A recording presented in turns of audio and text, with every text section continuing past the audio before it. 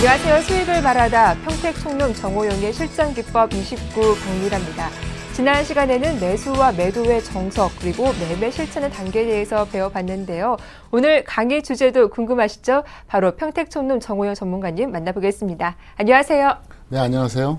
네, 자 오늘 4주차 강의입니다. 오늘은 어떤 내용을 배우게 될지 화면으로 정리해 보겠습니다.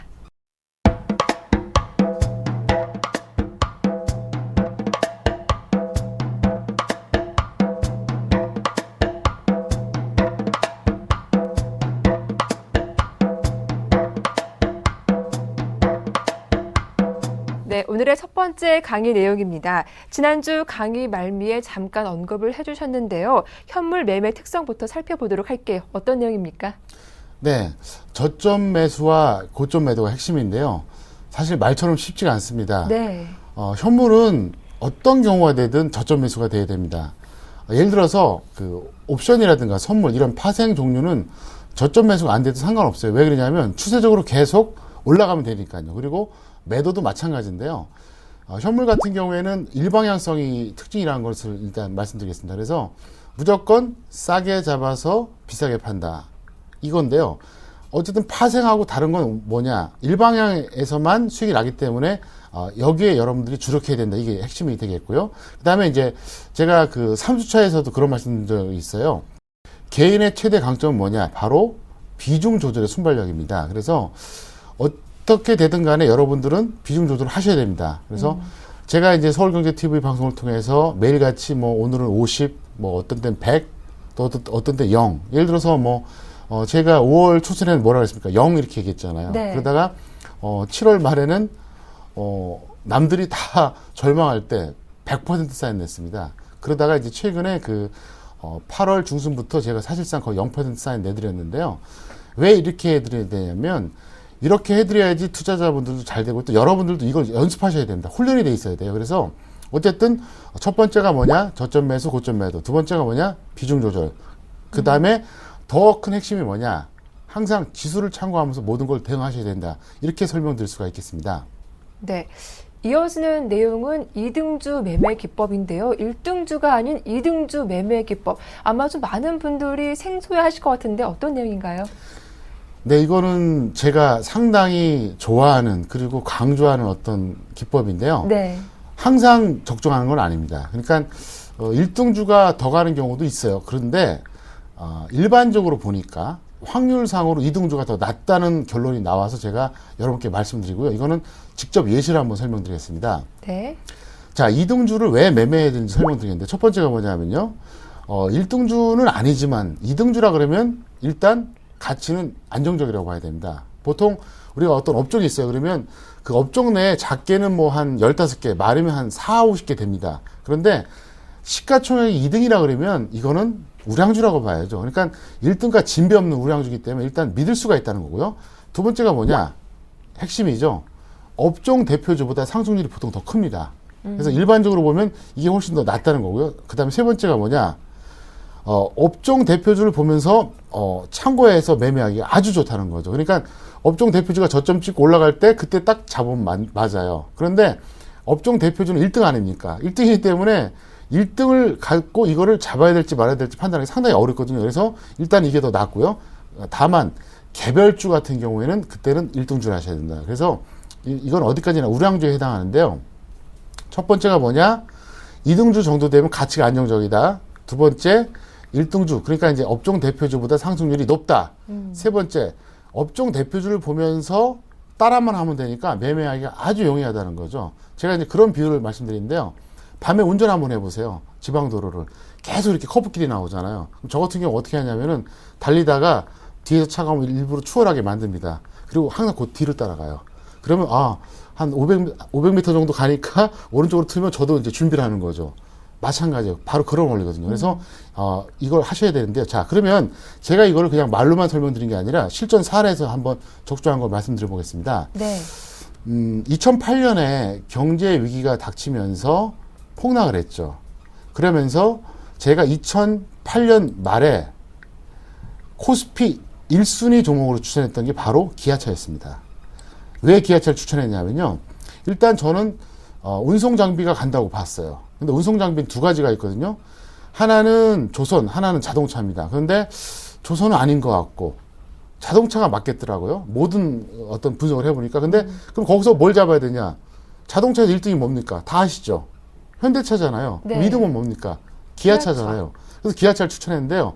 자, 결과 어땠는지 한번 보시기 바랍니다. 실전에서 제가 추천했던 가격이 6,500원에서 7,000원 사이였어요. 그러니까 엄청나게 싸게 추천했죠. 그리고 나서 얼마가 갔습니까? 10배가 넘었어요. 네. 그리고 이제 이번에는 그럼 현대차를 보여드리겠습니다. 현대차는 아무리 싸게 잡아도 한 5만 원 정도 된다고 봐야 되죠. 뭐 4만 5천 원 정도? 근데 어때요? 10배가 안 되죠. 한 5배에서 6배 사이잖아요. 왜냐하면 가장 높았던 게 이제 25만 원이니까요. 네. 다시 한번 보겠습니다. 기아차는 제가 6천 원대 중반에서 이제 후반 잡았고, 그 다음에 8만 원 이상까지 갔으니까 10배가 뭡니까 이게? 거의 12배 이상 갔어요. 그 다음에 다시 한번 기아차. 이거는 한 5배에서 6배. 그러니까 뭡니까? 당연히 2등줄 잡아야죠. 그래서 업종 대표주는 사실 좀 느립니다. 그래서 일단은 여러분들이 웬만하면은 업종 대표주보다 2등줄 잡으세요. 그래서 기본적으로는 시가총액 넘버 2를 잡으면 되는데, 예를 들어서 이제 이번 그 여름 그 장세 같은 경우에는 전기전자의 경우에 1등주가 당연히 뭡니까? 삼성전자잖아요. 근데 그 탄력으로 봤을 때 2등주가 뭐냐? 바로 LG 디스플레이였습니다. 수익률이 더 나왔거든요. 네. 굉장히 중요한 거예요. 그래서 업종 대표주 너무 좋아하지 마시고요. 2등주면 충분하다는 거 다시 한번 말씀드리겠습니다. 그럼 대표님, 저희 방송을 시청하고 계시는 시청자분들이 이맘쯤 되면 궁금해하실 것 같습니다. 현 시점에서 어떠한 업종의 2등주를 선택해야 하는 겁니까? 그러면 네. 지금 시점 같은 경우에 저는 계속해서 말씀드리지만 계속 전기전자입니다. 왜 그러냐면 그 현재 메커니즘에서는 전기전자밖에 갈 게 없어요. 네. 그거는 제가 그 작년 가을부터 그랬습니다. 작년 가을부터 무조건 전기전자, 겨울에도 그렇고 올해도 그렇고 계속 말을 바꾼 적이 없는데 왜 그러냐면요. 그 운송 장비라든가 그 다음에 화학, 철강, 금속에 대해서 잠깐 말씀드려보면 운송 장비 같은 경우에는 이미 고평가됐습니다. 자동차주는 이미 갈 만큼 갔어요. 조선 같은 경우는 이제 추세가 이제 꺾이는 추세죠. 뭐가 꺾이냐? 가치상으로. 그 다음에 화학하고 철강, 금속은 지수가 올라가면 그냥 마지못해 따라가는 정도지 주도주는 절대 될 수가 없습니다. 그래서 아마도 특별한 일이 없다면 전기전자가 계속해서 업종의 어떤 주도주 역할을 할 것이다. 이렇게 저는 보고 있습니다. 네, 1등주보다는 2등주를 공략하면 수익이 더 크다는 설명과 함께 현 시점에서는 역시 전기전자가 강하다라는 말씀까지 들어봤습니다. 자, 이어지는 내용은 관심 종목 포트폴리오인데요. 이 관심 종목을 포트폴리오에 담아두는 내용입니까? 네, 그거죠. 네. 그러니까 우리가 보통 포트폴리오라 그러면은 일단 내가 매수한 종목에 대해서 이제 어떤 구성하는 이걸 포트폴리오라 그러잖아요. 저는 그게 아니라 이미 매수하지 않더라도 앞으로 매수할 거를 예상하고 포트폴리오를 짜놓는 거죠. 예를 들어서 이거예요. 자, 제가 최근에 1950에서 1975선 사이에 단기 고점이라고 했습니다. 실제로 지금 빠지고 있잖아요. 1900 이탈했다가 회복했다 반복하고 있지 않습니까? 그런데 저는 이미 포트폴리오 짜놨어요. 뭐냐? 나중에 지수 저점이 되면 뭘 잡을 건가 미리 짜놓는 거죠. 이게 굉장히 중요한 게요. 이거를 미리 짜놓고 나면은 나중에 지수가 딱 바닥 찍고 올라오려고 할 때 그때 신속하게 매수할 수가 있어요. 그리고 고민 안 하게 됩니다. 근데 실제적으로 이런 게 없이 그냥 가만히 있다가 보면은 어떻게 되느냐. 어떤 걸 매수해야 될지 몰라요. 그래서 저는 이미 짜놨죠. 코스피에서는 첫 번째 전기전자, 네. 두 번째 증권, 그 다음에 코스닥에서는 첫 번째가 오락문화업종, 두 번째가 방송 서비스입니다. 그래서 이번에 그 지수가 뭐 단기적으로 조금 더 빠졌다가 가든 아니면 크게 한번 밀리든 그 업종을 보시면 되겠습니다. 그래서 저는 항상 그렇게 미리 추천할 걸 정해놓는데요. 여러분도 마찬가지라는 거죠. 그러니까 예를 들어서 지금 지수가 꺾이는 추세예요. 나는 뭐 관망입니다. 가만히 놀면 안 된다는 거예요. 내가 만약에 지수가 저점을 찍을 때는 어떤 걸 잡을 것이냐. 이걸 미리 생각해 두는 게 굉장히 훈련이 된다. 그러면서 연구가 돼요. 그래서 보통 보면은 그 매일매일 시세에 너무 연연해가지고 이런 거 연구를 안 하시는데 항상 미리 그 생각하고 이런 준비하는 자세가 필요하다 이렇게 설명드릴 수가 있겠습니다. 네, 이어지는 순서는 강한 종목과 약한 종목입니다. 과연 어떤 기준으로 이 두 종목을 나누게 되는 건가요? 네, 그 강한 종목과 약한 종목의 그 개념을 말씀드리겠습니다. 네. 보통 이제 강하다 그러면 사람들 얼핏 생각이 뭡니까? 플러스 종목. 네. 그다음에 약한 종목, 마이너스 종목. 이게 아니에요. 상대적인 비교라는 겁니다. 그러니까 그 플러스면은 강하고 마이너스면 약하다. 이거는 뭐 매일같이 바뀌겠죠, 그러면. 그렇잖아요. 아무리 강한 종목도 매일 플러스 나올 수 없지 않습니까? 그리고 아무리 약한 종목도 매일같이 마이너스가 나올 수가 없잖아요. 그래서 이렇게 하는 게 아니라 지수하고 비교하는 방법이 첫 번째고요. 두 번째가 뭐냐면 종목과 비교하는 방법입니다. 그래서 지수하고 비교하는 방법은 뭐냐? 저점은 더 빠르고 고점은 더 느리고 이게 바로 강한 종목입니다. 그리고 반대로 지수보다 저점이 더 느리고 고점은 더 빠르고 이게 더 뭡니까? 약한 종목이고요. 그래서 다시 한번 제가 이번에도 차트로 설명드리겠는데요. 자, 삼성전자 한번 보실까요? 현재 삼성전자의 어떤 위치를 보면요. 코스피하고 딱 비교해 드릴게요. 자, 제가 분명히 그랬죠. 저점은 빠르고 고점이 느린 게 강하다. 자, 네. 그러면 삼성전자의 이 큰 추세를 보세요. 작년 저점이 언제였냐? 8월 중순이었습니다. 그 다음에 금년 고점이 언제였냐? 5월 초순이었어요. 자, 작년 저점 8월 중순, 금년 고점 5월 초순. 자, 이번에는 코스피 지수 보겠습니다. 자, 코스피 지수를 보시면요. 작년 저점은 9월 말. 그 다음에 올해 고점은 언제였었냐면은 바로 4월 초순이었습니다. 그러니까 어떻습니까? 삼성전자가 강한 종목이죠. 왜냐하면 네. 지수보다 저점이 더 빨랐잖아요. 그러니까 지수는 작년에 9월 말에 저점이었는데 삼성전자는 8월 말이었으니까 더 빨랐죠. 그다음에 반대로 고점은 어떻습니까? 지수는 4월 초에 고점이었는데 삼성전자는 어때요? 5월 초에 고점이었잖아요. 그러니까 강한 종목이라는 거죠. 그래서 이렇게 비교하는 게 1차 비교라는 거죠. 그래서 일단 기본적으로 이렇게 하시고요. 뭐 최근에 종목 같은 경우에는 다시 한번 말씀드리지만 LG 디스플레이 좀 말씀드리겠습니다. 네. 보시면은요. 이것도 똑같아요, 원리가. 똑같은 게 뭐냐면은 자, 보세요. 최근에 것만 제가 설명드릴게요. 자, LG 디스플레이는요. 5월에 급락한 이후로 저점이 언제였죠? 6월 초였습니다. 그렇죠? 그다음에 고점이 언제입니까? 예. 8월 중순이었습니다. 자, 반면에 이번에는 코스피 지수를 또 한번 보겠습니다. 보시면 자, 저점이 언제였었죠? 7월 하순이었습니다. 그리고 고점은 좀 비슷했지만 어쨌든 거의 차이가 없지만 약간 좀 빠릅니다. 그래서 어떻습니까? 딱 봐도 일단 LG 디스플레이 같은 경우에는 다시 한번 말씀드리면 보세요.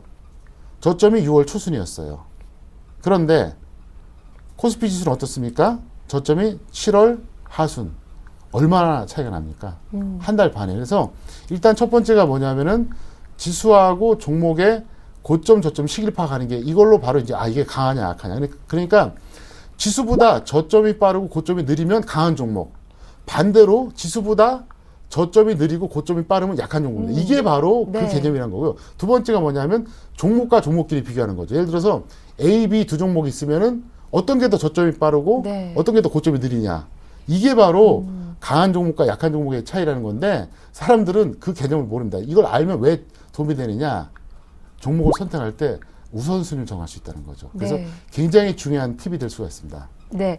이렇게 종목의 강도를 평가할 때 코스피 지수를 기준으로 봤을 때 저점이 빠른 것 그리고 고점이 느린 것이 강한 종목을 판단하는 기준이 되겠다라는 말씀을 해주셨습니다. 이렇게 현물 매매 특성을 살펴보고 있는데 다음 특성은 어떤 건가요? 네. 카멜레온식 대응이라고 말씀드릴 수 있겠는데요. 네. 그 지수상황에 따른 대응이 필수다 이렇게 말씀드렸는데 이게 예시를 제가 이제 2011년 8월 9일로 말씀드리겠습니다. 그때 이제 무더기 한가를 가서 엄청나게 폭락했던 날인데 무슨 얘기냐면 이럴 때는 그 전체적인 시장이 빠져서 대폭락했던 날인데 이런 날 카멜레온식으로 여러분들이 이제 대응을 해야 된다 이런 말씀을 드린 겁니다. 그래서 상식적으로 너무 크게 빠진 날은 오히려 쉽게 매수하자 이런 얘기인데요. 일반적으로 보면은 이제 제가 이제 정상적인 구간하고 비상식적 구간 이렇게 두 가지로 이제 나눠서 말씀드리겠습니다. 그래서 네. 첫 번째가 뭐냐면요. 정상적 구간이 있고 비상식적 구간이 있습니다. 그래서 그 정상적 구간에서는 어떻게 하고 그 다음에 비상식적 구간에서는 어떻게 한다. 이걸 설명드리겠는데요. 정석은 뭐고 그 다음에 개인들은 어떻게 하냐. 이걸 설명드리겠습니다. 자, 먼저 비상식적 상승입니다. 그러니까 예를 들어서 이제 우리가 엄청나게 폭등한다 그러죠. 이럴 때 보통 정석은 고점 매도입니다. 그런데 그때 개인들은 추격 매수를 해요. 근데 여기서 이제 문제가 발생하는 거죠. 그 다음에 이제 정상적 상승 구간, 그러니까 추세적으로 상승하는 거죠. 이거 무슨 말을 하느냐? 예를 들어서 이겁니다. 차트가 있으면 이렇게 편안하게 올라가는 겁니다. 근데 막판에 한번 치솟는 경우가 있잖아요. 그러니까 비상식적 상승은 막판에 치솟는 걸 말하는 거고, 정상적인 상승은 꾸준하게 이제 추세적으로 올라가는 걸 말하는 거예요. 이럴 때는 정석적인 건 뭐냐면 보유 또는 매수입니다. 그때는 늦게라도 좀 매수해주고 이미 잡은 거 보여야 되는데 개인들은 매도를 해버립니다. 왜냐? 조금만 빠지면 손실이라는 생각에 이제 두려움을 갖는다는 거죠. 그 다음에 이제 어떤 게 있냐면 정상적인 하락이 있습니다. 이 정상적인 하락은 뭐냐면 반대로 편안하게 이제 하락하는 거예요. 그러니까 정상적인 상승이 이렇게 누구나 알 수 있는 편안하게 상승하는 구간이 있지 않습니까? 그걸 말하는 거고, 정상적인 하락은 정반대로 추세적인 하락하는 건데, 이럴 때 정석은 뭐냐면 관망 또는 매도입니다. 그러니까 현재 주식이 없으면 계속 관망하고요. 있을 경우에도 이제 매도하는 게 맞는데, 이 사람들은 어때요? 조금만 빠지면 한번 또 수익 내보겠다고 조바심 내고 매수를 합니다. 이렇게 되고요. 가장 핵심이 뭐냐? 비상식적 하락입니다. 이럴 때 정석은 뭐냐면 바로 저점에서 쏴야 됩니다. 그런데 대부분의 사람들은 어떻게 합니까? 추격 매도합니다. 그래서 개인들이 그래요. 그래서 이걸 여러분들이 반대로 하셔야 되는데 실제로는 이게 잘 안 됩니다. 왜? 심리가 무너져서 그래요. 제가 여러분께 그런 말씀 드리잖아요. 발끝에서 사서 머리끝에 던져야 된다. 네. 그걸 추구해야 된다. 이게 바로 제가 말씀드린 이 논리가 이거고 실전에서 제가 보여드렸잖아요. 자, 그러면 제가 차트로 한번 설명드리겠습니다. 자, 보시면은요. 예를 들어서 최근에도 그래요. 올해 저점이 언제였습니까? 7월 25일이었습니다. 이때는 뭐냐면은 일종의 그냥 정상적인 하락이 아니라 비상식적인 하락이에요. 엄청나게 폭락한 거거든요. 이때 매수를 했어야 돼요. 또 반대로, 자, 작년에 한번 제가 8월에 한번 보여드리겠습니다. 특히 이제 이런 날인데요. 자, 이게 언제냐면 바로 작년 8월 9일입니다. 자, 좀 더 크게 보여드리겠습니다. 예, 보세요. 보시면, 자, 8월 9일 같은 날 딱 보셔도 어떻습니까? 아래 꼬리가 엄청나게 달아줬잖아요. 이런 날은 단타가 되든 중계되든 일단 매수하는 날입니다. 그래서 여러분께 다시 한번 말씀드리지만 잘 기억해 두세요. 추세적으로 이렇게 천천히 상승합니다. 또 천천히 하락해요. 이럴 때는 어떻게 해야 되느냐? 천천히 상승할 때는 갖고 있는 사람은 홀딩하고 없는 사람은 좀 늦어도 매수하는 겁니다. 천천히 하락할 때는 없는 사람은 관망하고요. 그 다음에 있는 사람은 매도합니다. 근데 막판에 엄청나게 급등하잖아요. 그때는 던져야 돼요. 반대로 엄청나게 막판에 급락하잖아요. 그때 잡아야 돼요. 근데 그걸 반대로 한다는 얘기예요. 네. 그래서 제가 끊임없이 비중을 조절하자, 뭐 기타 뭐 포트폴리오를 구성하자, 우선순위가 뭐다, 이런 게 다 이론적으로 철저하게 톱니바퀴처럼 딱 맞물려 있는 거예요. 그래서 이걸 왜 말씀드리냐면요. 항상 이럴 때 잡는 사람들이 성공하거든요. 저는 이제 가끔가다 놀라는 사람들이 뭐냐면 올해 같은 경우에도 2000선 이상에서 풀베팅 했어요. 그리고 하염없이 홀딩한 거예요. 그러다가 언제 던지냐? 1800에 던져요. 왜 그랬습니까? 그러면 그 전에는 무서워서 못 잡았다는 겁니다. 그래서 좀 답답한 거예요. 주식 투자는요, 리스크는 당연히 감수해야 됩니다. 리스크가 없는 투자는 없어요. 다만 그 리스크를 얼마나 합리적으로 감수하느냐, 그거예요. 그러니까 저는 이거죠. 예를 들어서 2000선 이상에서도 그렇게 공격적으로 100% 매수하고 홀딩하는 분들이 왜 1770에서 매수 못하냐는 거예요. 저는 이해가 안 된다는 거예요. 그래서 제가 실전에서 방송에서 뭐라 그랬습니까? 기억나시죠? 1775 이하에서 50에서 75. 그 다음에 좀 더 빠지면 100% 쏘세요 그랬잖아요. 그러면서 제가 뭐라고 했습니까? 우리는 손해봐봤자 얼마 안 됩니다. 근데 저는 1750이 깨질 가능성이 거의 없다고 봅니다. 그래서 일단 여기서는 공격적으로 매수하자. 무슨 얘기냐? 비상식적인 하락 구간에서 쏜 거예요. 그렇게 하셔야 성공합니다. 누구나 다 아는 상승 추세. 누구나 다 인정하는 어떤 상승 트렌드에서 편안하게 먹겠다?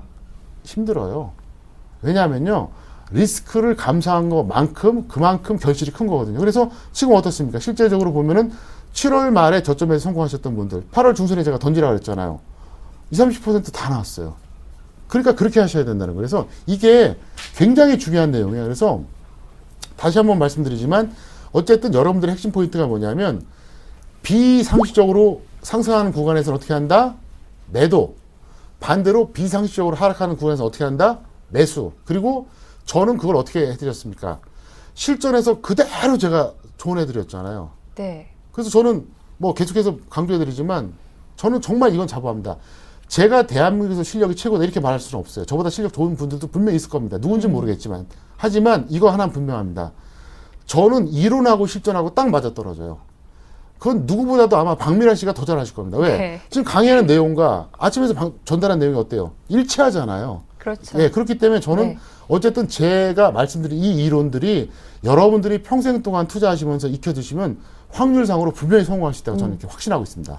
네, 지금까지는 어찌 보면 이 주식 투자에 임하는 마음가짐과 정석 투자에 대한 마인드에 대해서 배워봤는데요. 준비 운동을 철저하게 한 것 같습니다. 이제 몸풀기가 끝났으니까 실전에 적용 가능한 추세 판단 방법에 대해서 좀 알려주시죠. 네, 일단 그 단기 추세부터 말씀드리겠는데요. 상승 추세하고 하락 추세 말씀드리겠습니다. 자, 일봉의 종가가 20일 이동평균선을 위에 있으면은 뭐냐? 상승 추세. 아래에 있으면 하락 추세 이렇게 생각하세요. 그래서 아주 간단합니다. 단기적인 것은 어떻게 하느냐? 무조건 21선 기준입니다. 그래서 무조건 21선 위에 있으면 상승, 아래에 있으면 하락 이렇게 간단하게 이제 정의를 해드리겠는데요. 자, 잠깐 화면 보시겠습니다. 보시면 네. 자, 현재 같은 경우 뭡니까? 자, 이 검은색 라인이 이게 21선인데요.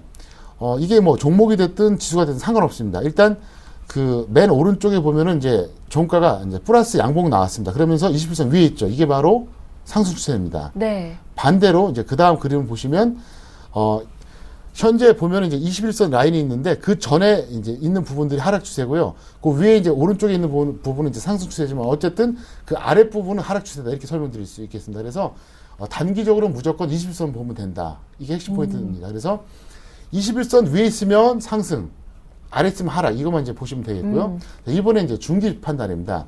중기 판단은 제가 계속해서 이제 반복적으로 말씀드릴 수 있는데요. 이렇게 보세요. 자, 일본 기준으로 보시기 바라겠는데요. 60일 이동평균선이 120일 이동평균선을 돌파하면은 상승. 반대로 60일 이동평균선이 120일 이동평균선을 이탈하면 하락입니다. 그러니까 아주 쉽게 설명하면 뭡니까? 60일이 120일보다 위에 있으면 되는 거죠. 무조건. 왜냐하면 두 라인이 가다 보면 이렇게 크로스가 될 거 아닙니까? 그럼 크로스가 되면은 둘 중에 하나는 위에 있고 둘 중에 하나는 아래에 있잖아요. 그래서 상승 추세라고 하는 것은 61선이 무조건 120선 위에 있으면은 상승이다 이렇게 볼 수 있겠고 하락 추세는 뭐냐? 61선이 120선 아래다 이렇게 볼 수 있겠는데 역시 이것도 이제 그림으로 제가 설명을 드리겠습니다. 자, 보시면은요. 현재 그 화면에 보시는 그림을 보면 이 파란색이 61선이고요. 빨간색이 120선입니다. 현재 어떻습니까? 61선이 위에 있지 않습니까? 그러니까 이게 상승 추세라는 얘기예요. 아주 간단합니다. 그 다음에 하락 추세를 한번 보여드리겠는데요. 이건 뭐냐? 자, 파란색 61선이 어떻습니까? 빨간색 120선 아래에 있잖아요. 그러니까 하락 추세라는 거죠. 그래서 일단 여러분들이 추세 판단할 때 이걸 반드시 보셔야 되는데 제가 계속해서 그 말씀 드렸잖아요. 제가 책을 쓴 이유가 개인 투자자들이 내가 부여한 종목, 앞으로 매수할 종목이 추세가 상승인지 하락인지도 몰라요. 네. 그리고 그 많은 차트 관련 서적인데 어떤 책도 그걸 설명을 안 해놨다 그러더라고요. 그래서 제가 이 질문을 많이 받았어요. 그래서 제가 이건 정의를 내려줘야겠다. 물론 이거는 평택촌눈만의 정의입니다. 하지만 네. 저는 10년이 지나고 20년이 지나면 제 정의가 결국은 그게 저는 정답이 될 거라고 확신하고 있거든요. 그래서 단기는 무조건 21선 위에 있으면 상승, 아래에 있으면 하락 이렇게 보시겠고요. 그 다음에 중기적인 판단은 뭐냐? 60일하고 120선이 위에 있냐 아래에 있냐에 따라서 이제 그걸로 판단한다. 이렇게 간단하게 제가 정의해서 말씀드리겠습니다. 네, 이렇게 21선은 단기 추세를 판단하는 기준이 되겠고 61선과 121선은 이 중기 추세를 파악하는 지표가 되겠다라는 말씀을 해주셨습니다. 자, 그렇다면 이렇게 지수와 종목 추세가 일치할 때와 일치하지 않을 때 어떻게 접근해 봐야 하는지도 궁금하거든요. 네, 아주 헷갈릴 때가 있습니다. 네. 뭐냐면 지수는 상승 추세인데 종목도 상승 추세일 수가 있고요. 반대로 지수는 상승인데 종목은 하락. 또 반대로 지수는 또 하락인데 종목이 상승할 때가 있어요. 그래서 이걸 좀 구분해 드리겠는데요. 그 중기 추세에 관련된 건 똑같습니다. 무슨 얘기냐면 지수나 종목이나 원리는 똑같아요. 그러니까 무조건 자 코스피 지수가 61선이 120선 위에 있다. 그럼 어떻게 됩니까? 상승 추세예요. 근데 어떤 종목이 있습니다. 그런데 똑같이 61선이 120선 위에 있으면 상승 추세입니다. 그래서 간단합니다. 자 지수가 상승 추세고 종목이 상승 추세일 때 어떻게 해주느냐?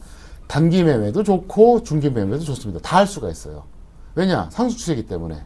그런데 문제가 뭐냐면 일치하지 않는 경우입니다. 이때인데요. 자, 일치하지 않는 경우가 이제 두 가지 케이스가 있습니다. 지수 상승, 종목 하락이 있고요. 지수 하락, 종목 상승이 있는데, 자, 예를 들어서, 자, 지수가 상승합니다. 그런데 종목이 하락하는 경우가 있어요. 이럴 때는 네. 어떻게 해주느냐? 단기 매매는 반대하고요. 중기 매매만 하시면 됩니다. 무슨 얘기냐면, 자, 지수가 상승한다고 하는 것은 뭡니까? 앞으로 2달, 3달 뒤에 확률상으로 대부분의 종목들이 올라간다는 얘기잖아요. 그렇죠? 그런 뜻이거든요. 네. 그래서 단기 매매보다는 중기 매매 관점으로 접근하는 얘기고요. 반대로 자 지수가 하락하고 종목이 상승할 때가 있어요. 이때는 어떻게 주냐면은 자 지수가 하락 추세 같으면 어떻습니까? 2달, 3달 뒤에 확률상으로 많은 종목들이 내려간다는 얘기잖아요. 이때는 네. 단기 매매만 하시고 중기 매매 안 하는 거예요. 이걸 구분을 못 해요. 굉장히 중요하거든요. 다시 한번 네. 설명드리겠습니다. 지수가 상승하고 종목이 상승한다. 추세가 둘 다 똑같다. 그러면 단기로 하든 중기로 하든 다 오케이입니다. 자, 이거는 누구나 다 알겠죠? 그런데 반대로 자, 지수는 상승하는데 종목이 하락하거나 지수는 하락하는데 종목이 상승할 때 무조건 지수가 상승만 해주면 단기보다는 중기로 가자는 얘기고요. 지수가 하락하면 중기보다는 단기로 가자는 얘기예요. 그래서 물론 이제 여기서 경우에 빠진 게 있습니다. 뭐냐? 지수도 하락하고 종목도 하락하고 이 경우 있죠. 네. 왜 뺐을까요? 하지 말라는 얘기예요. 안 하는 게 상책입니다. 그래서 네. 이것만 여러분들이 지켜주면 되겠는데요. 그래서 이거를 알면서 하는 거하고 모르면서 하는 거 확률이 되게 높아요. 그리고 여러분들 그런 종목 이제 그 질문들 많이 합니다. 뭐냐면 뭐 묻어둘 거 없냐, 혹은 이거를 뭐 단기로 보냐, 중기로 보냐. 여기서 해결되는 거예요. 이것만 알고 있으면 그게 해결이 돼요. 왜냐면 종목을 딱 매수해도 솔직히 말씀드려서 다 그렇잖아요. 이거를 단기로 할까? 중기로 할까? 고민이 되잖아요. 그래서 지수하고 종목하고 만약에 둘 다 상승하면 그냥 단기든 중기든 마음대로 하시라 이거예요. 왜? 상황이 좋으니까. 그런데 지수 상승, 종목 하락일 때는 어떻게 한다? 단기 매매보다는 중기 매매로 하고 반대로 지수 하락, 종목 상승일 때는 어떻게 한다? 중기 매매보다는 단기로 한다. 이게 더 핵심 포인트다. 이렇게 좀 설명드릴 수 있겠습니다. 예, 그럼 시청자분들의 이해를 높이기 위해서 실제 차트를 통해서 한번 분석을 해보도록 할까요, 대표님? 네, 그렇습니다. 그러면 예를 들어서 제가 이제 설명을 좀 한번 드려보겠는데요. 네. 일단 지금 상황을 한번 바로 현재 상황 기준으로 말씀드려 보겠습니다. 여기서 보시면은 자, 파란색 61선이 빨간색 121선을 이탈했습니다. 지금 추세가 어떻게 되죠? 하락 추세네요. 하락 추세입니다. 네. 예. 하락 추세인데 여기서 보면은 현재 코스피에서 제가 탑10 종목을 다 검사해 봤는데요. 네. 중기도 다 하락이에요. 근데 딱 하나만 상승입니다. 바로 뭐냐? 현대모비스입니다. 현대모비스 운수장비 쪽이네요. 예, 뜻밖에도 현대모비스인데요. 자, 보시겠습니다. 보시면 어떻습니까? 지금 현대모비스는 아주 절묘하게도 자 보세요. 61선이 120선 위에 있죠. 네. 분명히 위에 있습니다. 다시 한번 말씀드릴게요. 자, 코스피 지수 보시면 파란색 61선이 빨간색 120선을 이탈했습니다. 하락 추세 맞죠? 네. 근데 코스피 탑 10 중에서 나머지 9개는 중기 추세가 다 하락인데 유일하게 현대모비스만 현재 상승입니다. 자, 그러면 제가 좀 전에 그랬잖아요. 자, 지수는 하락 추세이면서 종목은 상승 추세다. 어떻게 하라 그랬죠? 이러면 단기 매매 안 맞는 거죠. 이 종목을. 그렇죠? 그래서 네. 이렇게 하시면 되겠고요. 또 코스닥 종목도 제가 한번 설명을 좀 드려보겠는데요. 네. 자, 이번에 코스닥 차트 보겠습니다. 자, 코스닥도 똑같습니다. 코스닥 종합지수인데요. 그러니까 5월 중순에 이제 하락했죠. 추세가 그죠? 파란색 61선이 빨간색 120선 이탈했죠. 네. 분명히 하락 추세입니다. 그런데 코스닥은 놀랍게도 중기적으로 상승 추세인 종목이 오히려 코스피보다 많아요. 왜 그러냐? 최근에 제가 그랬잖아요. 1900 이상에서는 순환매 나올 거라고. 네. 딱 그렇게 되잖아요. 그래서 여기서 보시면 뭐 다 보여드려도 되는데 말로 설명드리는데요. 예를 들어서 뭐 셀트리온, 안랩, 그다음에 파라다이스, 그다음에 SN 이런 종목들 4개가 현재 상승 추세입니다. 그리고 나머지는 이제 하락 추세인데 어쨌든 여러분들이 대형주라든 뭐 중소형주라든 상관없이 이렇게 비교를 하셔서 여러분들이 꼭 참고하시길 부탁드리겠습니다. 네, 설명 잘 들었습니다. 이제 강의 마지막 내용인데요. 책에는 없는 내용인데 이 차트를 통한 방법이 아닌 중기 추세를 판단하는 평택 총무님의 노하우가 또 있으시다고요. 네, 이거를 제가 설명을 좀 드리면 아마도 여러분들이 네. 상당히 도움이 될 것 같은데요. 자, 중기 추세 판단의 핵심입니다. 어떻게 되냐면요. 첫 번째, 지수는 절대 진리라고 생각하세요. 절대 진리. 어떤 사람들은 그렇게도 말을 해요. 지수가 폭락해 해도 적중하는 종목을 잡으면 된다. 말은 됩니다. 문제는 뭐냐? 확률이 떨어진다는 얘기예요. 예를 들어서 상승하는 추세에서는 지금부터 두 달 뒤에 보면은 85% 이상의 종목이 상승해 있습니다. 반대로 하락하는 추세 같으면은 지금부터 두 달 뒤에 85%의 종목이 하락합니다. 그러면 약 15% 정도만 추세하고 반대로 가거든요. 근데 매번 매매할 때마다 그거를 다 잡아내면 재벌 되겠죠. 그렇게 안 됩니다. 그래서 반드시 지수를 참고하시라는 이유가 뭐냐면 확률이 높아진다는 얘기예요. 제가 첫 번째 시간에 뭐라 했습니까? 정석 투자의 정의에 대해서 위험 관리와 수익 추구를 동시에 고려하면서 합리적인 매매를 반복하는 것을 정석 투자라 그랬잖아요. 그러니까 항상 위험 관리하고 수익 추구를 똑같이 이제 균형을 맞추는 거예요. 그 다음에 과정이 합리적인 매매. 이걸 제가 얘기를 했잖아요. 과정이 합리적이다 보면 어떻습니까? 항상 수익이 나진 않지만 나중에 언젠가 시간이 지나면 확률상으로 수익이 나잖아요. 그래서 그걸 정석 투자라 그러는데 그런 차원에서 지수는 절대 진리다. 이걸 말씀드리고 싶은 거예요. 그래서 반드시 여러분들이 지수를 먼저 보시라는 거예요. 이게 주식을 처음에 잘못 배운 사람들은 이상하게 배워가지고 뭐 차트를 뭐 잘 보면 뭐 급등주 대박주 잡는다고 해서 맨날 차트만 이거 돌리는 사람들이 있는데 아주 잘못된 거예요. 왜 잘못됐냐? 사실 차트는요, 웬만큼 보면 수준이 다 똑같아져 버립니다. 그래서 일단 여러분들이 이제 그걸 말씀드리겠는데요. 자, 60일 이동평균선하고 120일 이동평균선 이걸 먼저 보셔야 되는데 무조건 여러분들이 아까도 반복적으로 설명드렸지만 60일 이동평균선이 위에 있으면은 뭐다? 상승 추세, 아래 있으면 하락 추세다. 이거가 되겠고요. 두 번째가 뭐냐? 그 다음에 뭐냐? 주도 업종은 절대적으로 참고해야 된다. 무슨 얘기냐? 자, 우리가 상승 추세라는 걸 확인을 했습니다. 그런데 실전에서 어떤 게 가장 좋은지 이걸 알아야 될 거 아닙니까? 그래서 이거는 뭐냐면 무조건 그 업종 지수하고 그 다음에 뭡니까? 바로 종합지수하고 비교하는 거예요. 그래서 이거를 여러분들이 이제 하셔야 되는데요. 자, 그럼 차트로 한번 설명을 드려보겠습니다. 네. 자, 이번에 이제 다시 코스피 차트를 한번 보여드리겠는데요. 자, 보시면은요. 최근에 이제 지수가 좀 이제 그 하락하면서 상당히 조정도 받고 현재도 아직도 좀 불안한 상태인데요. 반복적으로 이제 말씀드리지만, 먼저, 상승 추세일 때는 어떻습니까? 매수를 해야 된다 그랬죠? 그러면 정석대로 본다면 어디입니까? 여기입니다. 자, 여기서부터 이제 상승 추세가 시작됐죠? 그 다음에 하락 추세는 뭡니까? 여기서부터 시작이 됐잖아요. 그죠? 정확하게. 이 라인이죠. 그러니까, 작년에서는 안 좋았고, 이제 올해, 그러니까 1월에 파란색 61선이 빨간색 120선 돌파하면서 상승 추세가 시작됐잖아요. 네. 그 다음에 올해 이제 6월에 하락 추세가 시작됐습니다. 그래서 원칙적으로는 이 첫 번째 동그라미 구간부터 매수하고, 그 다음에 두 번째 동그라미 구간부터 관망하는 게 맞아요. 근데 저는 네. 실전에서 어떻게 합니까? 추천을 여기서 해버리죠. 이건 저의 영역입니다. 그래서 이거를 똑같이 하실 수 있는 분은 거의 없어요. 이건 저의 영역이니까 포기하시고요. 이것만 알고 하셔도 된다는 얘기인데요. 일단 이 상태에서 어떻게 보셔야 되냐면 첫 번째는 상승 추세일 때 들어간다는 거고요. 두 번째가 뭐냐?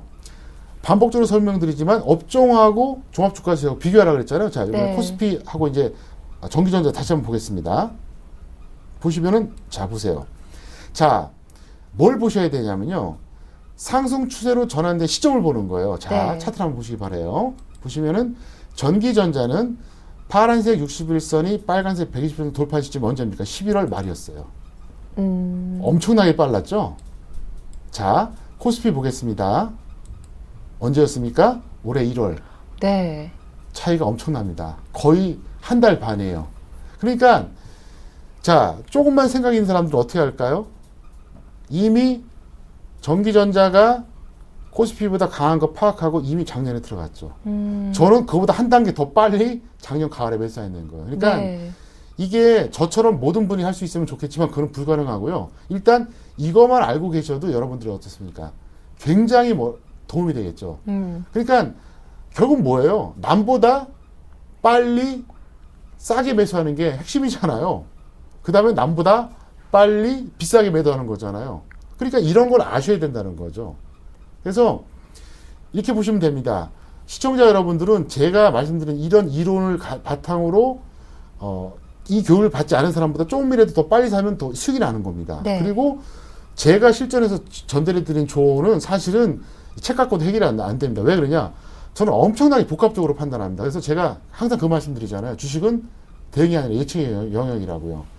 저는 뭐 해외 증시, 국내 증시, 업종, 그 다음에 수급, 차트, 가치, 거기다가 정말 너무나도 많은 걸 딱 판단해갖고 말도 안 되는 지점에서 매수하게 내드리잖아요. 왜? 전문가니까. 전문가는 그래야 되거든요. 근데 여러분들이 다 전문가가 될 수가 없습니다. 그래서 제가 드린 이런 어떤 메커니즘만 갖고도 얼마든지 수익이 나니까 여러분들이 참고하시면 될 것 같습니다.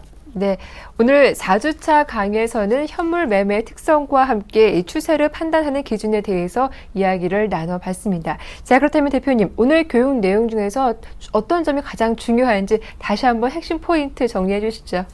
네, 오늘 4주차에는 사실 다 중요한데요. 네. 굳이 이제 친다면 이제 이등주 매매 원칙 말씀드렸었는데 이거는 꼭 기억해 두세요. 항상 이등주가 더 많이 상승하는 건 아니지만 일반적으로 그렇다는 겁니다. 그래서 확률이 높다는 거고요. 그 다음에 관심 종목 포트폴리오는 내가 지금 당장 매수한 종목이 아니라 앞으로 매수할 종목을 미리 선정해 두자는 거고요. 그 다음에 종목의 강도 파악은 간단합니다. 저점이 더 빠르고 고점이 더 느리면 그게 강한 종목이고 저점이 더 느리고 고점이 더 빠르면 약한 종목입니다. 이걸 말씀드렸고요. 그 다음에 정상적 구간과 비상식적 구간에서 대응 방법을 말씀드렸는데, 그러니까 정상적 구간에서는 뭐 간단합니다. 서서히 올라가면은 홀딩 매수, 서서히 내려가면은 관망 매도입니다. 근데 막판에 엄청나게 비상식적으로 폭등하면은 매도, 비상식적으로 폭락할 때는 매수하자는 얘기입니다. 요거를 반대로 하기 때문에 여러분들이 안 되는 거고요. 제 책을 여러분들이 구입하셔서 보시면 분명히 이걸 아시게 되는데 한번 자세하게 읽어보세요. 이건 정말 자랑이 아니라 제 책은 한번 읽어보고 끝나는 책이 아닙니다. 독자들이 저한테 그 메일이라든가 문의 전화 왔을 때 하는 얘기가 뭐냐면은 10번, 20번 봤다 그러니까 이 방송을 보시면서 다시 한번 보시면 도움이 되는데요. 어쨌든 그걸 꼭 한번 이제 보시기 바라겠고, 그 다음에 추세 판단의 차트 기준은 뭐냐? 간단합니다. 중기 추세를 판단하는 게 핵심이고요. 그 다음에 거기에 따라서 이제 주도 업종을 파악한다. 이게 이제 핵심입니다.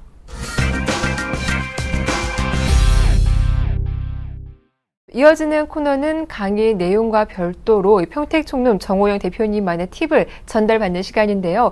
오늘 네 번째 시간 주제가 바로 주식시장의 3대 격언이라는 내용인데요. 어떤 격언들 말씀하시는 건가요? 네.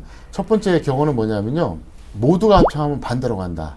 거의 진리예요. 네. 그래서 정말 모두가 합창하면 반대로 간다는 표현이 맞는 게 저를 1년 동안 보셨던 분들 기억하시죠?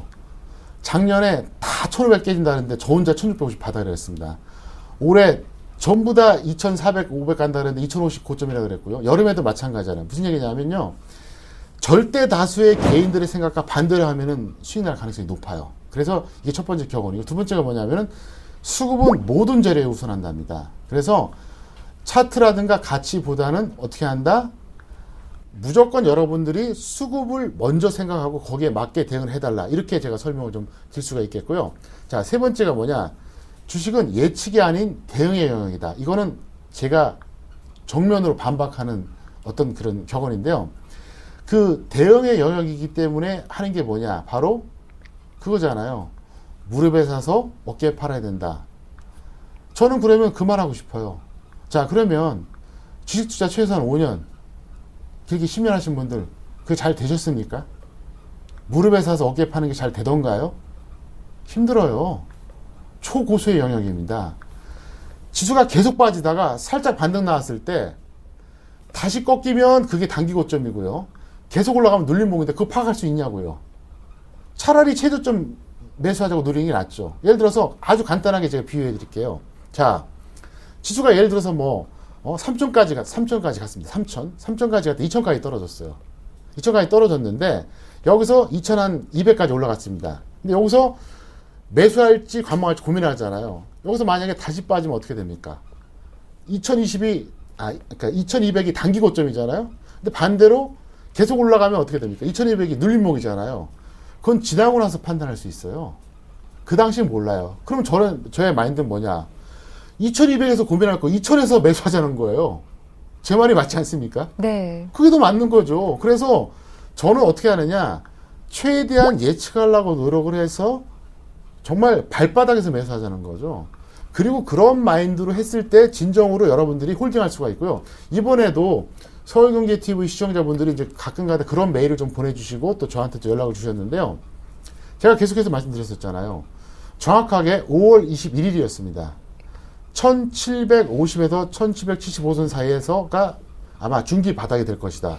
네. 정확하게 말하면 1762.50이었습니다.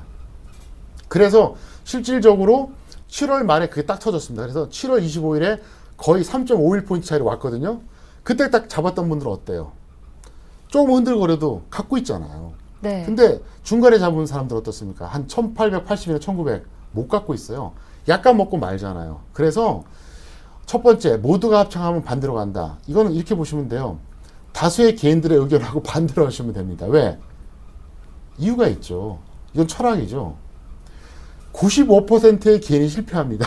그러니까 95%의 개인들이 생각하는 거하고 반대로 하면 성공할 수밖에 없지 않습니까? 두 번째가 뭐냐? 가치 분석은 물론 중요하지만은 절대적이지 않다. 차트 분석은 초보자용 수준이다. 네. 수급을 항상 보자. 이게 두 번째고, 세 번째가 뭐냐? 주식은 예측이 아닌 대응의 영역이니까 이건 잘못됐다. 무슨 얘기냐? 예측해야 된다는 거예요. 그래서 제가 실제로 예측해 드리잖아요. 제가 그동안 방송에서 전달하면서 두리뭉실하게 말씀드린 적 없습니다. 그리고 왜 이렇게 말씀드리냐? 제가 이렇게 하면서 여러분들한테 이렇게 시범을 보이는 거, 선생이잖아요. 선생님이 시범을 보이면서 학생한테 하라 그래야지, 선생은 두리뭉실하게 다음 달에 저점 고점이 밴드가 300포인트예요 이러면서 예측하라면 먹히겠냐고요. 제가 시범 보여드리고 적중시켜 드리잖아요. 그러니까 여러분들도 예측하시라는 얘기요. 되든 안 되든 그래야만이 진정한 강자가 되고 주식의 지배자가 되는 거예요. 제가 그렇게 말씀드리잖아요. 95%는 노예가 된다. 노예가 될 것 같으면 주식을 왜 하느냐. 그러니까 지배자가 되기 위해서는 어떻게 해야 되는다? 정석 투자를 하자. 그리고 제가 지금 이번에 해드린 강의 계속 잘 들으시고 끝까지 잘 들으시기 바랍니다. 네. 이번 강의를 끝까지 들으시면요. 10년 동안 혼자서 멋대로 한 사람보다 훨씬 더 여러분들이 안정적으로 수익도 나고 분명히 앞으로도 큰 수익이 나름대로 보장될 수 있는 그런 어떤 메커니즘이 형성된다 이렇게 제가 설명드릴 수 있겠습니다. 네, 말씀 잘 들었습니다. 자, 대표님, 그런데 제가 책을 보다 보니까 좀 궁금한 점이 생겼는데요. 많은 시청자분들도 궁금해 하시더라고요. 이 책 내용 중에서 수정지수 이런 단어가 나오는데 과연 어떤 걸 뜻하는지 한번 설명을 해주시죠. 네, 수정지수에 대한 것은 평택촌놈의 3대 노하우 중에 하나예요. 아마 죽을 때까지 네. 안 가르쳐 줄 것 같아요. 그러니까 개념만 설명을 좀 하겠습니다. 네. 그래서 저의 이제 3대 노하우가 첫 번째가 수정지수고요. 두 번째가 저만의 가치 분석이 있어요. 그 뭐냐면 이제 보통 종목이 있으면은 이제 그 증권사 애널리스트들이 뭐 고평가다, 저평가다, 적정주가다 나오는 거 있잖아요. 네. 저는 1분도 안 걸려요. 저만의 공식이 있습니다. 그리고 그 다음에 세 번째가 뭐냐면 이제 분봉 매매할 때 보면 최저점 매수시키는 방법이 있어요. 네. 일봉도 보면 최저점 매수 시켜드리잖아요. 실제로 제가. 근데 분봉은 더 잘 보죠. 근데 사실 가치 판단하는 거는 뭐 제 노하우 아니래도 요즘 워낙 많으니까 뭐 상관없고요. 그 다음에 분봉 매매도 마찬가지. 근데 이제 수정지수가 핵심 노하우인데 간단합니다. 표면지수하고 반대 개념이에요. 이거는 제가 이번에 이 강의가 다 끝나고 12강까지 하잖아요. 그리고 나서 이제 오프라인 강의가 시작이 될 겁니다. 그때 제가 네. 어느 정도 공개를 해드릴 생각인데요. 표면지수하고 반대 개념이에요. 저는 이렇게 합니다. 현재 지수가 2000이잖아요. 저는 2000으로 안 봐요. 그걸 2100으로 볼 수도 있고 1900으로도 봐요. 수정해버려요. 궁금합니다, 정말. 네. 그럼 어떻게 수정하느냐? 네. 가감을 한다는 거죠. 그러니까 예를 들어서 제가 이제 그 작년 부터 올해까지 시황 적중했던 사례를 실질적으로 이제 들어드리면서 한번 설명드려 볼게요. 네. 이거는 뭐 정말 100% 사실입니다. 제가 작년에 1650에서 몇 사인 냈었습니다. 근데 이때 수정지수가 얼마였었냐? 1550이었어요. 근데 왜 그럼 사인 냈냐? 외국인들이 1575가 평균 매수 단가였어요. 그렇기 때문에 외국인들의 평균 매수 단가를 이미 깬 거예요. 그러니까 표면 지수로는 1650이었지만 수정 지수로는 1550이었기 때문에 매수를 낸 거죠. 그래서 그대로 올라갔죠. 그 다음에 올해 봄이었습니다. 모든 사람들이 2400, 2500 간다 그랬을 때 저는 2050 고점이라고 그랬어요. 자, 이때는 수정 지수가 얼마였었냐? 1950이었습니다. 이미 꺾였어요. 그래서 제가 이제 매도 사인 내드렸고요. 그 다음에 올해 여름이었죠. 네. 자, 올해 여름도 마찬가지입니다. 제가 1762.50에서 저점이라고 그랬잖아요. 근데 이걸 딱 계산해 보면 얼마가 나오느냐? 실제로 보면요. 1750이 훨씬 깨진 지수입니다. 무슨 얘기냐면은 사실상 1700까지 내려갔었어요. 그런데 외국인의 평균 단가가 1900이 넘었어요. 그러니까 절대로 깨질 수가 없는 거예요. 자, 다른 분들은 몰라도 박미라 씨가 정확하게 기억할 겁니다. 제가 분명히 그랬잖아요. 1750이 깨지면 공멸한다. 이런 게 나오기가 나고, 그리고 외국인들의 평균 단가가 1925다. 그래서 절대 안 깨진다. 그런데 표면적으로 1762.50이 저점이라고 말을 했지만 실질적으로 이미 1700이 깨진 거예요. 그렇기 때문에 더 이상 깨질 수가 없다는 얘기죠. 그래서 수정 지수가 그건데요. 네. 제가 그동안 그 12년 동안 이 인터넷 방송하고 13년 동안 주식 전문가하면서 사실 얼마나 많은 강의를 했겠어요. 네. 근데 어쨌든 제가 이번에 그 방송에서 해드리는 12회의 강의는 말끔하게 이 책 내용을 해드리겠고요. 정말로 제가 그 다른 방송사 필요 없고요. 이 서울경제TV에서 오프라인 강의를 하면 딱 한 번은 이걸 제가 공개해드리겠습니다. 정말 약속드리겠습니다. 네, 좀 더 깊숙한 내용은 다음 강의를 또 기대해 보겠습니다. 오늘도 강의 내용 잘 들었습니다. 수고 많으셨습니다. 네, 오늘 강의 어떠셨나요? 정호영 대표님만의 노하우가 가득 담긴 실전 기법 잘 익히셔서 현명한 투자하시길 바라겠습니다.